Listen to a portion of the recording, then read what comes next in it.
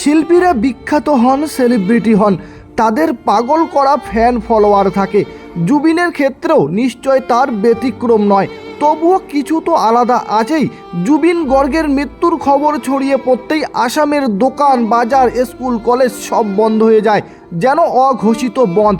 3 দিনের রাষ্ট্রীয় শোক ঘোষিত হয়েছে, পরীক্ষা স্থগিত হয়ে গেছে। শোনা যায় ওনার শেষ যাত্রায় কি গান বাজানো হবে সেটাও উনিই ঠিক করে গেছেন। জুবিনের সারা জীবনের কীর্তি যে কেউ গুগল করলে জেনে যাবেন।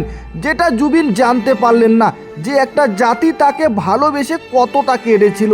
কিংবদন্তি বোধহয় এরকমই হয়, ভগবান, ঈশ্বর, উপরওয়ালাকে কেউ দেখেনি, হয়তো কেউ কোনোদিন দেখতেও পাবে না, কিন্তু দূর থেকে জুবিন গর্গের শেষকৃত্যে সাধারণ মানুষের যা ঢল তা ভোলার নয়।